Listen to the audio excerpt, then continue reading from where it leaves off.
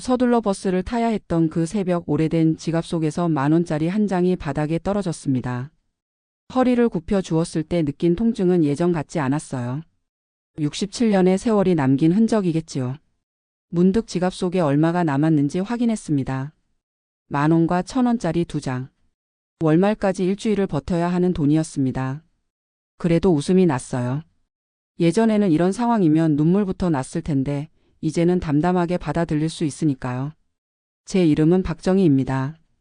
남들이 제 이름을 들으면 항상 웃으면서 아이고 대통령님이세요? 하고 농담을 합니다. 1957년생 올해로 67세가 되었습니다. 두 아들을 키웠고 지금은 큰 아들 내외와 손자, 손녀와 함께 살고 있습니다. 제 방이라고 해봐야 예전에는 작은 다용도실이었던 방이지만 지금은 제게 소중한 안식처입니다. 세상 사람들은 자식 키우고 나면 편안한 노후가 찾아온다고 하지만 제 인생은 그렇지 않았습니다. 자식들을 대학까지 보내고 결혼도 시키고 나니 남은 것은 빚 3천만 원과 지친 몸뿐이었어요. 하지만 이제는 그 빚도 거의 갚았고 새로운 인생을 시작하고 있습니다. 67세의 새 출발이라니 제가 꿈에도 생각하지 못했던 일이죠.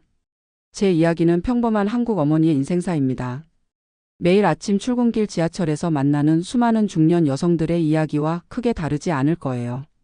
하지만 인생의 황혼기에 찾아온 예상치 못한 변화, 그리고 그 속에서 발견한 작은 행복들을 나누고 싶어 이 사연을 적게 되었습니다. 저는 경기도의 한 작은 마을에서 태어났습니다. 그때는 서울이 정말 멀게만 느껴지던 시절이었어요. 넉넉하지 않은 집안 형편 때문에 고등학교를 겨우 졸업하고 곧바로 봉제 공장에 취직했습니다. 손재주가 좋아 금방 일을 배웠고 월급도 나쁘지 않았어요. 그렇게 3년을 일하다가 동네 선배의 소개로 남편을 만났습니다. 남편은 중소기업에 다니는 회사원이었어요. 성실하고 책임감 강한 사람이라 결혼 생활에 큰 불안은 없었습니다. 첫째 아들을 낳고 3년 후에 둘째 아들을 낳았어요. 두 아이를 키우느라 직장을 그만두고 전업주부가 되었습니다. 그때만 해도 아이는 엄마가 키워야 한다는 생각이 강했으니까요. 남편의 월급은 넉넉하지 않았습니다. 두 아이 키우고 집세 내고 생활비 쓰고 나면 항상 빠듯했어요. 그래도 아이들이 좋은 환경에서 공부할 수 있도록 무리해서 강남의 작은 아파트를 전세로 얻었습니다. 전세금 마련하느라 은행 대출을 받았는데 그때부터 빚의 굴레가 시작되었던 것 같아요. 아이들이 중학생, 고등학생이 되자 교육비가 눈덩이처럼 불어났습니다. 사교육비에 학원비에. 아이들이 엄마 나 혼자만 학원 안 다니면 성적이 떨어져라고 할 때마다 가슴이 아팠지만 어떻게든 보내줘야 했어요. 제가 공부를 더 하지 못했기 때문에 아이들만큼은 좋은 대학, 좋은 직장에 들어가길 바랐으니까요. 그 즈음 남편이 회사에서 구조조정 대상이 되었습니다. 다행히 해고는 면했지만 월급이 삭감되었어요. 살림이 더 빠듯해지자 저는 파트타임으로 일을 시작했습니다. 아침에 아이들을 학교에 보내고 인근 마트에서 진열 일을 했어요. 오후 3시면 퇴근해서 저녁 준비를 했습니다. 그렇게 벌어도 항상 돈이 모자랐어요. 큰아들이 서울의 사립대학에 합격했을 때 정말 기뻤습니다. 밤낮으로 공부한 보람이 있었죠. 하지만 등록금을 마련하기 위해 또 대출을 받아야 했어요. 시부모님께 손을 벌리고 싶지 않았거든요. 우리 아이 공부시키는데 돈 아까울 게 어디 있어? 라며 스스로를 위로했습니다. 둘째도 좋은 대학에 들어갔고 두 아들 모두 무사히 대학을 졸업했습니다. 취업도 잘했어요. 큰아들은 대기업에 작은 아들은 공기업에 들어갔죠. 그때까지만 해도 이제 좀 숨통이 트이겠구나 싶었습니다. 하지만 현실은 그렇지 않았어요. 큰아들이 결혼한다고 했을 때 저희 부부는 망설임 없이 신혼집 마련을 도와주기로 했습니다. 남은 전세금을 빼서 아들에게 주고 저희는 월세방으로 이사했어요. 젊은 애들이 시작을 잘해야지라는 생각이었습니다. 작은 아들도 곧 결혼할 나이가 되어 또 목돈이 필요했고 그렇게 대출은 쌓여갔습니다.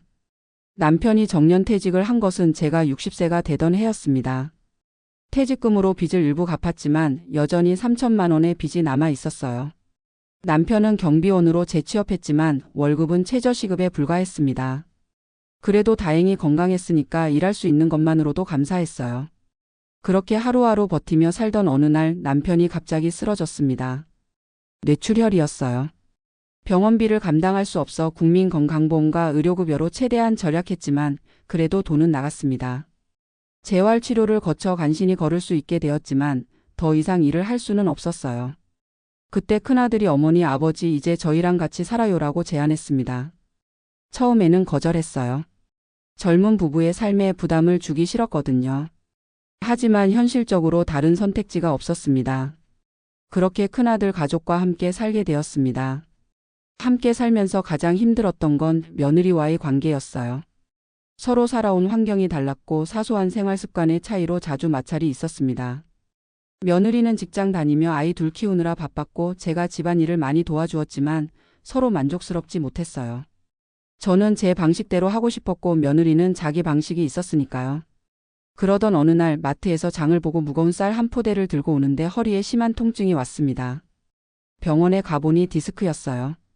의사는 무리하면 수술까지 갈 수 있다고 경고했습니다. 집안일을 도울 수 없게 되자 며느리의 눈치가 더 보였어요. 말로는 어머니 쉬세요라고 했지만 한숨 쉬는 모습을 보면 마음이 아팠습니다. 남편의 건강은 점점 나빠졌고 결국 65세에 세상을 떠났습니다. 그렇게 40년을 함께한 사람이 갑자기 사라지니 세상이 무너지는 것 같았어요. 슬퍼할 겨를도 없이 장례를 치르고 나니 또 빚이 늘어 있었습니다. 보험금으로 일부를 갚았지만 여전히 2천만 원 정도가 남아 있었어요. 이제 어떻게 살아야 하나 하는 생각에 며칠을 울었습니다. 국민연금으로 나오는 돈은 월 48만 원. 기초연금 30만 원을 더해도 생활하기 빠듯했어요. 무엇보다 자존심이 상했습니다. 아무리 아들 집이라지만 손 벌리고 살아야 한다는 사실이 너무 괴로웠어요. 어느 날 아침 텔레비전에서 시니어 일자리에 대한 프로그램을 보게 되었습니다. 65세 이상도 할 수 있는 일들이 생각보다 많다는 내용이었어요. 그날로 근처 노인복지관에 찾아갔습니다. 거기서 노인 일자리 사업에 대해 알게 되었고 곧바로 신청했어요. 처음 맡은 일은 초등학교 급식 도우미였습니다. 오전 10시부터 오후 2시까지 주 5일 일하고 월 70만 원을 받았어요. 일이 그리 힘들지 않았고 아이들을 보는 것이 즐거웠습니다. 그렇게 1년을 일하고 나니 500만 원 정도를 모을 수 있었어요. 빚을 조금씩 갚아나갔습니다. 어느 날 복지관에서 실버 바리스타 교육 프로그램을 한다는 공고를 보았습니다. 평생 커피를 마시기만 했지 만들어 본 적은 없었어요. 하지만 새로운 것을 배운다는 게 설렜습니다. 3개월 과정을 성실히 수료했고 자격증도 땄어요. 운 좋게도 지역 내 실버 카페에서 일할 기회가 생겼습니다. 처음에는 서툴러서 실수도 많이 했어요. 에스프레소 머신 사용법도 헷갈리고 우유 스티밍도 잘 안 됐습니다. 그래도 포기하지 않고 매일 연습했어요. 손님들이 이 나이에 새로운 걸 배우시다니 대단하세요라고 할 때마다 뿌듯했습니다. 카페에서는 급식 도우미보다 더 많은 월 90만 원을 받았어요. 게다가 손님들이 주는 팁도 있었습니다. 그렇게 1년 반 정도 일하니 남은 빚을 거의 다 갚을 수 있었어요. 빚에서 자유로워지는 순간 어깨에서 무거운 짐이 내려가는 것 같았습니다. 일을 하면서 많은 사람들을 만났어요. 다양한 연령대의 손님들과 대화하며 세상 이야기를 듣는 게 즐거웠습니다. 특히 제 또래의 어르신들이 오셔서 우리도 뭔가 할 수 있을까? 라고 물을 때면 제 경험을 나누며 용기를 드렸어요. 그렇게 지내다 보니 어느새 저는 정의 바리스타로 불리며 동네에서 유명해졌습니다. 가장 큰 변화는 집에서의 제 위치였어요. 더 이상 부담스러운 시어머니가 아니라 돈을 벌어오는 당당한 가족 구성원이 되었습니다. 며느리와의 관계도 자연스레 좋아졌어요. 서로 직장 다니는 여성으로서 공감대가 생겼고 퇴근 후 함께 저녁 준비하며 나누는 대화가 즐거웠습니다. 손주들도 달라졌어요. 우리 할머니는 카페에서 일하시는 멋진 바리스타야라고 친구들에게 자랑한다고 하더군요. 가끔 카페에 와서 제가 만든 음료를 마시고 할머니 이거 진짜 맛있어요. 라고 말해줄 때면 행복했습니다. 일을 시작하고 나서 또 달라진 건 제 생활 패턴이었어요. 아침 일찍 일어나 준비하고 정해진 시간에 출근하고 퇴근 후에는 취미생활도 조금씩 하게 되었습니다. 복지관에서 하는 스마트폰 교육에 참여해 카카오톡과 유튜브 사용법도 배웠어요. 이제는 손주들에게 물어보지 않고도 스마트폰을 잘 다룹니다. 특히 좋아하게 된 것은 유튜브에서 요리 영상 보는 것이었어요. 평생 한식만 해오다가 이제는 파스타나 리조또 같은 서양 요리도 만들어 봅니다. 며느리가 제 요리를 먹고 어머니 이거 정말 맛있어요. 라고 할 때 가장 뿌듯해요. 새로운 취미도 생겼어요. 카페에서 만난 단골 손님 중에 시니어 모델 활동을 하시는 분이 계셨는데 그분의 권유로 시니어 모델 교육에 참가하게 되었습니다. 처음에는 내가 무슨 하며 망설였지만 용기를 내서 도전했어요. 첫 수업에서 워킹을 배울 때는 정말 어색했습니다. 평생 허리 굽히고 살았는데 갑자기 허리를 펴고 당당하게 걷는다는 게 쉽지 않았어요. 하지만 강사님이 정희님 67년 동안 당당하게 살아오셨잖아요. 그 자신감을 보여주세요라고 격려해 주시니 조금씩 자신감이 생겼습니다. 3개월의 교육을 마치고 지역 행사에서 열린 시니어 패션쇼에 참가했어요. 제 인생에서 처음으로 무대에 서는 경험이었습니다. 다리가 후들거렸지만 음악이 시작되자 연습한 대로 걸었어요. 관객석에서 손주들이 할머니 멋있어요. 라고 외치는 소리를 들었을 때 눈물이 날 것 같았습니다. 패션쇼 이후로 지역 행사나 시니어 관련 광고에 종종 참여하게 되었어요. 많은 돈을 버는 건 아니지만 새로운 사람들을 만나고 다양한 경험을 하는 것이 즐거웠습니다. 평생 자식과 남편을 위해 살아왔는데 이제는 제 즐거움을 위한 활동을 한다는 게 신선했어요. 지금 제 방 벽에는 작은 칠판이 하나 걸려 있습니다. 거기에 매일 감사한 일 3가지를 적어요. 오늘 손님이 커피가 맛있다고 칭찬해 줌, 길에서 만난 이웃이 예뻐졌다고 함, 맛있는 저녁을 함께 먹은 같은 소소한 일들이죠. 이렇게 하루를 정리하면 마음이 편안해집니다. 물론 여전히 어려운 일도 있어요. 가끔 허리가 아프고 무릎도 시큰거립니다. 나이 드는 것은 피할 수 없는 일이니까요.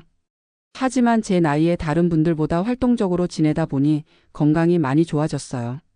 병원에 가는 횟수도 줄었고 약 먹는 것도 줄었습니다. 요즘 제 하루는 이렇게 흘러갑니다. 아침 6시에 일어나 간단히 스트레칭을 합니다. 아침 식사는 제가 챙겨요. 손주들에게 할머니표 토스트를 만들어주는 것이 일과의 시작입니다. 신선한 아보카도를 으깨어 토스트 위에 올리고 그 위에 달걀 프라이와 토마토를 얹어요. 처음에는 낯설어 하던 손주들도 이제는 매일 찾을 정도로 좋아합니다. 식사 후 8시쯤 집을 나서 카페로 출근합니다. 10시부터 오후 4시까지 일하고 퇴근 후에는 종종 복지관에 들러 시니어 모델 연습을 하거나 새로운 프로그램에 참여해요. 집에 돌아오면 저녁 준비를 돕고 함께 식사를 합니다. 저녁 시간에는 손주들 숙제를 봐주거나 함께 텔레비전을 보기도 해요. 밤에는 취침 전 독서를 합니다. 예전에는 책을 잘 읽지 않았는데 이제는 도서관에서 빌려온 책을 읽는 게 취미가 되었어요. 특히 다른 나라의 문화나 여행에 관한 책을 좋아합니다. 비록 직접 여행하기는 어렵지만 책을 통해 세계 곳곳을 여행하는 기분이 들거든요. 요즘 가장 행복한 순간은 일요일 아침입니다. 온 가족이 늦잠을 자는 동안 저는 일찍 일어나 부엌에서 코코아를 끓입니다. 제가 카페에서 배운 방식으로 우유를 데우고 질 좋은 코코아 가루를 넣어 부드럽게 저어요. 그 향기에 하나둘 가족들이 일어나 부엌으로 모여듭니다. 함께 코코아를 마시며 나누는 대화가 일주일의 시작을 행복하게 만들어줍니다. 얼마 전에는 작은 아들 가족이 놀러 왔어요. 손자, 손녀가 커피 만드는 할머니가 신기하다며 카페에도 찾아왔습니다. 제가 만든 초콜릿 음료를 마시며 좋아하는 모습을 보니 정말 뿌듯했어요. 작은 아들이 어머니 정말 행복해 보이세요라고 했을 때 그 말이 사실임을 깨달았습니다. 정말 지금 저는 행복합니다. 물론 모든 것이 완벽하진 않아요. 여전히 큰아들 가족에게 의존하는 부분이 있고 제 독립된 공간을 갖지 못한 아쉬움도 있습니다. 하지만 이제는 제 삶에 주도권이 생겼습니다. 제 수입으로 용돈도 쓰고 가끔 손주들에게 작은 선물도 해줄 수 있어요. 무엇보다 더 이상 부담스러운 존재가 아니라는 사실이 큰 위안이 됩니다. 최근에는 조금 더 큰 꿈이 생겼어요. 작은 찻집을 열고 싶다는 꿈이죠. 아직은 자본금이 충분하지 않아 실현하기 어렵지만 조금씩 저축하고 있습니다. 동네 어르신들이 부담 없이 모여 차 한 잔 마시며 이야기 나눌 수 있는 공간을 만들고 싶어요. 함께 책도 읽고 때로는 작은 공연도 열 수 있는 문화 공간이 되면 좋겠습니다. 제 나이 또래 분들 중에는 아직도 이제 늙었으니 집에서 쉬어야지라고 생각하시는 분들이 많아요. 물론 그렇게 편안하게 지내는 것도 좋습니다. 하지만 저는 이제 삶이 새롭게 시작되었다고 느껴요. 67세 어떻게 보면 늦은 나이일 수도 있지만 아직 배울 것도 경험할 것도 많다고 생각합니다. 지난달에는 처음으로 SNS도 시작했어요. 인스타그램이라는 걸 만들었는데 거기에 제가 만든 커피나 음식 사진을 올립니다. 처음에는 손주들의 도움을 받았지만 이제는 혼자서도 잘할 수 있어요. 팔로워가 100명이 넘었다고 손주가 알려줬을 때 뭐라고 설명할 수 없는 기쁨이 있었습니다. 예전에는 나 같은 늙은이가 뭘 할 수 있겠어라는 생각이 많았어요. 하지만 이제는 알게 되었습니다. 나이는 숫자에 불과하다는 말이 진짜라는 것을요. 마음만 젊으면 새로운 도전도 새로운 경험도 얼마든지 가능하다는 것을. 물론 젊은 시절로 돌아갈 수는 없어요. 하지만 지금이 더 행복할 수도 있다는 걸 깨달았습니다. 젊을 때는 너무 바빠서 너무 불안해서 행복을 느낄 여유가 없었거든요. 지금은 작은 일에도 감사하고 소소한 기쁨에 만족할 수 있게 되었습니다. 가끔 눈을 감고 생각해 봅니다. 내가 만약 그대로 집에만 있었다면 어땠을까? 아마도 텔레비전만 보며 시간을 죽이고 가족들에게 짐이 되는 기분으로 우울하게 지냈을 거예요. 하지만 지금의 저는 매일 아침 설레는 마음으로 일어납니다. 오늘 어떤 손님을 만날지 어떤 새로운 것을 배울지 기대하면서요. 제 변화를 지켜본 친구들도 달라졌어요. 평생 전업주부로 살아온 동창 친구가 최근에 베이킹 수업을 시작했다고 합니다. 또 다른 친구는 실버 댄스 동아리에 가입했고요. 서로의 도전이 좋은 자극이 되는 것 같아요. 지난주에는 카페에서 일하는 제 모습을 담은 사진이 지역 신문에 실렸습니다. 인생 2막을 사는 시니어들이라는 특집 기사였어요. 기자가 왜 이 나이에 새로운 일을 시작했냐고 물었을 때 저는 이렇게 대답했습니다. 빚을 갚기 위해 시작했지만 지금은 제 존재 가치를 찾기 위해 일합니다. 얼마 전 동창회에 갔다가 재미있는 경험을 했어요. 50년 만에 만난 친구들이 대부분이었는데 서로 알아보기가 쉽지 않았습니다. 모두들 백발이 되고 주름이 늘었으니까요. 그런데 한 친구가 저를 보더니 정희야, 넌 예전보다 더 젊어 보인다고 했어요. 다들 그 말에 동의하더군요. 저는 웃으며 비결은 일하는 거야. 매일 카페에서 일하면서 젊은 사람들 만나고 새로운 것 배우니까 마음이 젊어진 것 같아라고 했죠. 동창회 자리에서 다들 자식 자랑, 손주 자랑이 한창이었어요. 저도 당연히 제 아들들과 손주들 이야기를 했지만 더 열정적으로 했던 건 제 일과 취미에 관한 이야기였습니다. 친구들이 놀라워하는 모습을 보며 다시 한번 깨달았어요. 나이 든다고 꿈을 포기할 필요는 없다는 것을. 카페에서 일하면서 정말 많은 사람들을 만납니다. 그 중에서도 가장 기억에 남는 손님은 대학교 3학년이라는 여학생이에요. 매일 아침 수업 전에 들러서 아메리카노를 주문하곤 했는데 언제부턴가 저에게 인생 상담을 하기 시작했어요. 할머니는 제 나이 때 어떠셨어요? 인생에서 가장 후회되는 일이 뭐예요? 같은 질문들이었죠. 처음에는 내가 뭘 알겠냐며 겸손하게 대답했지만 그 학생이 진심으로 조언을 구하는 것 같아 솔직하게 제 경험을 나누기 시작했어요. 특히 하고 싶은 일을 미루지 말라는 조언을 자주 했습니다. 저처럼 67세에 새 출발을 하는 것보다 젊을 때부터 자신의 꿈을 좇는 것이 더 좋으니까요. 이제 그 학생은 졸업을 앞두고 있는데 얼마 전에 할머니 덕분에 용기를 내서 창업하기로 했어요 라고 말하더군요. 평생 누군가에게 영향을 준다는 것이 이런 느낌일까요? 정말 뿌듯했습니다. 지난달에는 작은 도전을 하나 더 시작했어요. 동네 문화센터에서 시니어를 위한 글쓰기 강좌가 열린다는 공고를 보고 신청했거든요. 평생 일기도 제대로 써본 적 없는 제가 글쓰기라니 처음에는 많이 망설였습니다. 하지만 새로운 경험이라는 생각으로 용기를 내봤어요. 첫 수업에서 선생님이 여러분의 인생 이야기는 보물입니다. 그것을 글로 남기는 것은 후대에 남기는 가장 값진 선물이 될 거예요 라고 말씀하셨어요. 그 말에 큰 감동을 받았습니다. 지금까지 제 인생이 그저 평범하고 특별할 것 없다고 생각했는데 누군가에게는 의미 있는 이야기가 될 수도 있겠다는 생각이 들었어요. 그렇게 시작한 글쓰기 처음에는 정말 어려웠습니다. 무슨 말부터 써야 할지 어떻게 표현해야 할지 막막했어요. 하지만 선생님께서 그냥 떠오르는 대로 써보세요라고 조언해 주셔서 제 어린 시절부터 차근차근 써내려가기 시작했습니다. 글을 쓰다 보니 잊고 있던 기억들이 많이 떠올랐어요. 시골에서 보낸 어린 시절 첫 월급을 받던 날의 기쁨, 첫 아이를 안았을 때의 벅찬 감동. 그렇게 한 편 한 편 글을 쓰다 보니 어느새 제 인생의 큰 흐름이 글로 정리되었습니다. 지난주에는 그동안 쓴 글들을 모아 작은 책자로 만드는 시간을 가졌어요.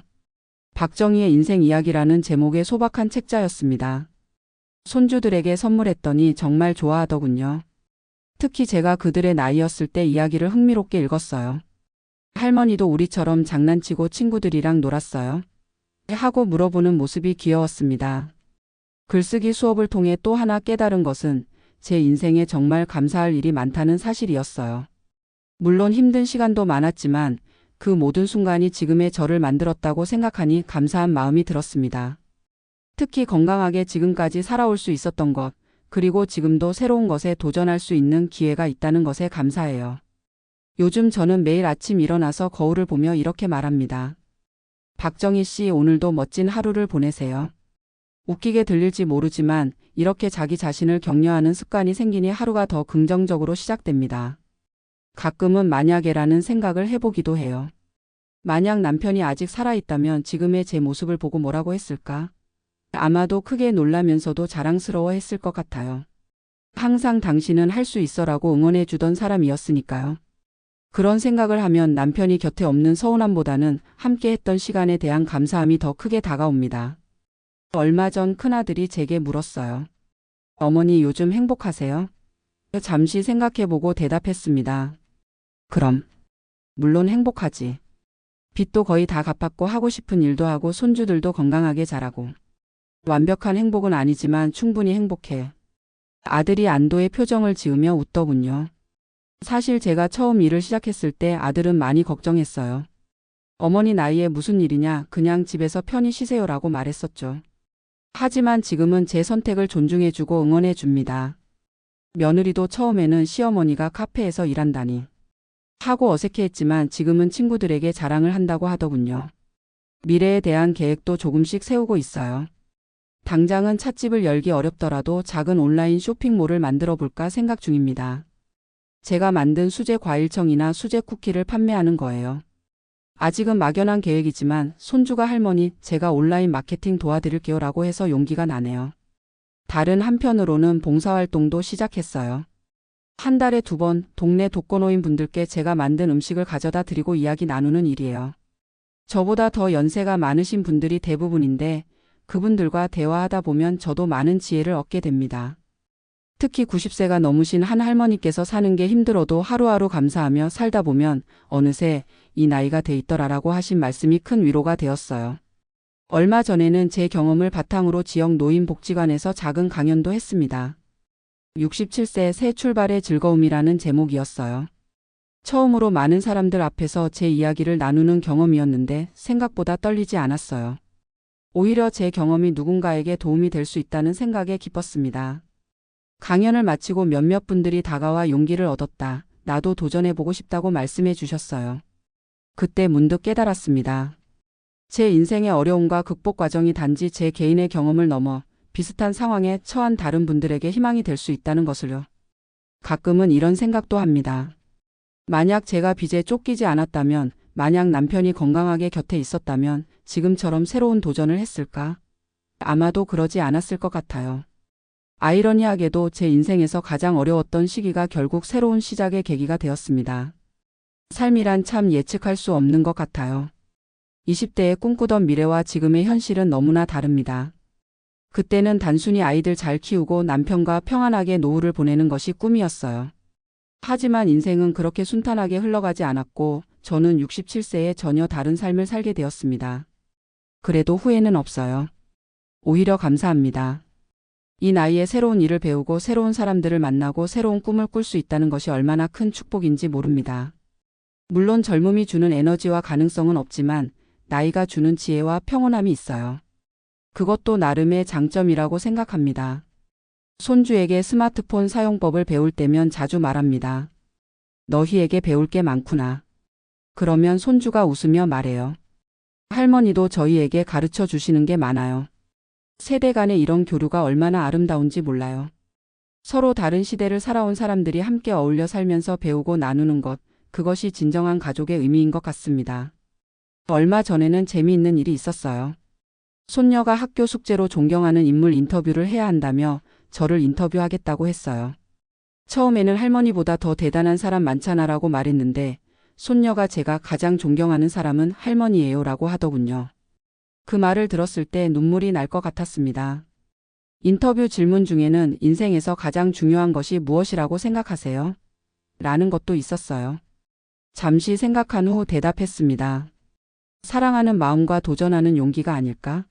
사랑이 없으면 삶이 메마르고 도전이 없으면 삶이 정체되니까. 손녀가 열심히 필기하는 모습을 보며 뿌듯했습니다.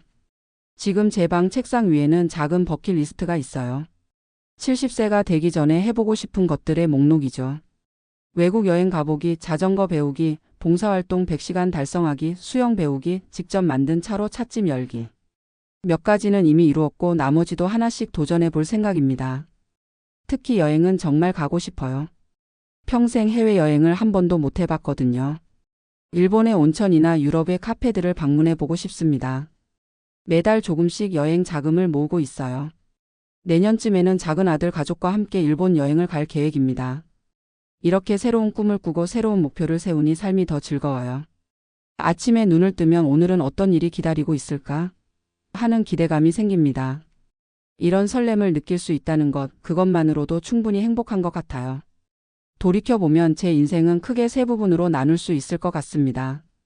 결혼 전 청춘 시절, 자식 키우며 보낸 중년 시절, 그리고 지금의 노년 시절. 각 시기마다 나름의 기쁨과 슬픔, 도전과 성취가 있었어요. 하지만 가장 자유롭고 진정한 나로 살아가는 시간은 아마도 지금이 아닐까 싶습니다. 어쩌면 나이 들매 가장 큰 선물은 이런 자유가 아닐까요? 더 이상 남의 시선에 얽매이지 않고 나의 진정한 모습으로 살아갈 수 있는 자유. 더 이상 완벽해야 한다는 부담감 없이 실수해도 웃으며 넘길 수 있는 자유. 더 이상 끊임없이 무언가를 증명해야 한다는 강박 없이 지금 이 순간을 즐길 수 있는 자유. 제 삶을 돌아보면 가장 후회되는 것은 너무 오래 기다렸다는 점입니다. 아이들이 대학 가면 내 일을 시작해야지, 아이들이 결혼하면 내 취미를 가져야지, 남편이 은퇴하면 우리 부부만의 시간을 가져야지. 계속 미루다 보니 기회를 많이 놓쳤어요. 지금 생각하면 모든 것에는 적절한 타이밍이 있는 것 같습니다. 너무 이르지도 너무 늦지도 않은. 사실 제 나이에 새 출발을 한다는 것이 쉬운 일은 아니에요. 체력적으로도 한계가 있고 새로운 것을 배우는 속도도 젊었을 때보다 느립니다. 하지만 꾸준함과 성실함으로 이겨낼 수 있다고 생각해요. 중요한 건 멈추지 않는 것, 포기하지 않는 것이니까요. 마트에서 일할 때도, 카페에서 일할 때도, 시니어 모델 활동을 할 때도 항상 제 마음속에 있는 말이 있습니다. 나는 할 수 있다. 이 간단한 말이 저에게 얼마나 큰 힘이 되었는지 몰라요. 누군가 제게 어떻게 그 나이에 그런 일을 시작할 용기가 생겼어요? 라고 물으면 저는 항상 이렇게 대답합니다. 그냥 해보자고 생각했어요. 안 되면 그만두면 되니까요. 두려움은 항상 있었습니다. 처음 카페에서 일할 때도 내가 실수하면 어쩌지? 손님들이 나이 든 바리스타를 어떻게 생각할까? 하는 걱정이 많았어요. 하지만 그런 두려움을 뛰어넘었을 때 비로소 성장할 수 있다는 것을 깨달았습니다. 실패해도 괜찮아요. 그것 또한 소중한 경험이니까요. 요즘 텔레비전을 보면 인생 이모작 100세 시대라는 말이 자주 나옵니다. 과거에는 60세면 노인이라고 생각했지만 이제는 60대가 새로운 시작이 될 수 있는 시대가 되었어요. 평균 수명이 늘어나면서 은퇴 후에도 30년 가까이 살아가야 하는 시대가 왔습니다. 그 30년을 어떻게 보낼 것인가, 이것이 현대 노인들의 과제인 것 같아요. 저는 이 30년을 그저 시간을 소비하며 살고 싶지 않습니다. 계속해서 배우고 도전하고 성장하며 살고 싶어요. 나이는 숫자에 불과하다는 말을 몸소 증명하고 싶습니다. 물론 건강이 허락하는 한에서요. 다음 주에는 노인 일자리 성공 사례라는 잡지에 제 이야기가 실린다고 합니다. 인터뷰를 하면서 기자가 물었어요. 다른 노인분들에게 해주고 싶은 말씀이 있으신가요? 저는 이렇게 대답했습니다. 너무 늦었다고 생각하지 마세요. 시작하기에 가장 좋은 때는 20년 전이었지만 두 번째로 좋은 때는 바로 지금입니다. 지금 이 글을 읽고 계신 분들 중에도 저와 비슷한 상황에 처한 분들이 있을 거예요. 자식 키우느라 본인의 삶은 뒤로 미뤄두었던 분들, 은퇴 후 갑자기 찾아온 공허함에 힘들어하는 분들, 빚에 시달리며 희망을 잃어가는 분들. 그런 분들께 말씀드리고 싶습니다. 아직 늦지 않았어요. 지금 바로 시작하세요. 처음부터 거창한 목표를 세울 필요는 없습니다. 작은 것부터 시작해 보세요. 관심 있던 분야의 강좌를 듣거나 가까운 복지관에 방문해 보거나 오래전에 포기했던 취미를 다시 시작해 보는 것도 좋아요. 중요한 건 첫 발을 내딛는 용기입니다. 저도 처음에는 그저 빚을 갚기 위해 일을 시작했어요. 하지만 그것이 제 인생의 새로운 장을 열어주었습니다. 누구도 예상하지 못했던 변화였어요. 여러분의 삶에도 그런 놀라운 변화가 기다리고 있을지 모릅니다. 그저 첫 걸음을 내딛기만 하면 됩니다. 이제 제 이야기를 마무리하려 합니다. 오늘 아침에도 여느 때와 같이 일어나 준비를 마치고 카페로 출근했어요. 커피 향이 가득한 공간에서 다양한 손님들을 만나며 저는 오늘도 행복을 느낍니다. 이것이 제가 꿈꾸던 노후의 모습은 아니었지만 어쩌면 더 풍요롭고 의미 있는 삶이 되었다고 생각해요. 빚 3천만 원과 함께 시작된 저의 67세, 그 새 출발이 지금은 제 인생에서 가장 빛나는 시간이 되었습니다. 앞으로도 저는 계속해서 도전하고 배우고 성장할 것입니다. 아직 제 인생은 현재 진행형이니까요. 그리고 이 글을 읽는 모든 분들의 인생도 마찬가지입니다. 나이에 상관없이 언제든 새로운 시작을 할 수 있다는 것을 기억하세요. 당신의 나이는 단지 숫자에 불과합니다. 당신의 마음이 얼마나 젊은지가 중요하지요. 이 말을 가슴에 담고 오늘도 저는 한 발짝 더 나아갑니다. 67세의 새 출발, 이것이 끝이 아니라 또 다른 시작임을 믿으며